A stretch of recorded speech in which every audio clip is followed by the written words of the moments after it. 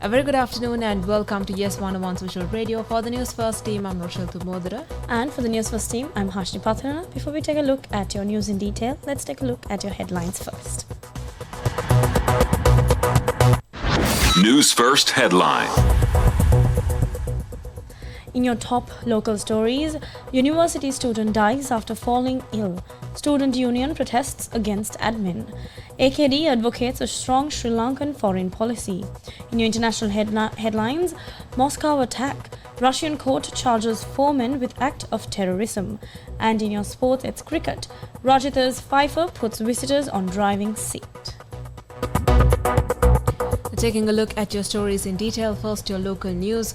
A solemn atmosphere enveloped the Kalana University following the untimely demise of a student who fell seriously ill and was subsequently hospitalized. The incident has prompted a protest by a group of concerned students directed at the university administration. Venerable Tissapura Sirisumeda Thera, president of the Kalana University Students' Union, expressed deep concern over the handling of the situation, noting that despite making urgent phone calls to the administration seeking assistance for the ailing student, the response received was inadequate. One critical issue highlighted by the student union is the absence of an ambulance service within the university premises. In response to inquiries, Professor Nilaltha De Silva, Vice Chancellor of the University of Kalania, confirmed that the student's passing was due to illness.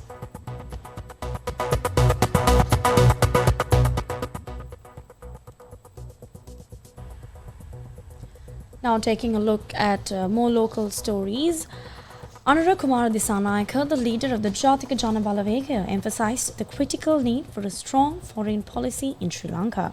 Speaking to a gathering in Vancouver, Canada, Disanayake said that Sri Lanka's foreign relations have lacked the robustness required for effective global engagement. He said that some of Sri Lanka's leaders were influenced by foreign interests and compromising national sovereignty. Decisions were often driven by financial gains rather than the long-term benefit to the nation, he noted. Disanayake asserted that Sri Lanka cannot be bought or swayed, adding that the country's foreign policy must prioritize national interest above all else.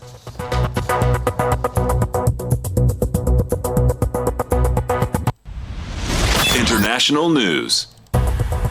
Now taking a look at your news overseas, 4 of the alleged gunmen have been named and pictured for the first time as they appeared at the Moscow courthouse, where they were charged with terrorism and remanded into pre-trial custody. A video showed 3 of them are being marched blindfolded by masked police in Basmani District Court in the Russian capital, while the 4th was in a wheelchair. All appeared injured.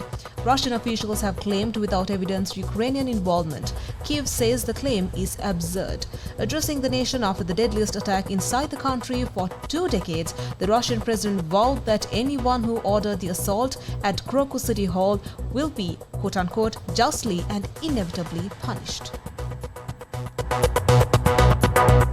Sports news. Now taking a look at your sports news for this hour, Sri Lanka makes significant move up in the ICC World Test Championship 2023-2025 standings after a resounding win against Bangladesh.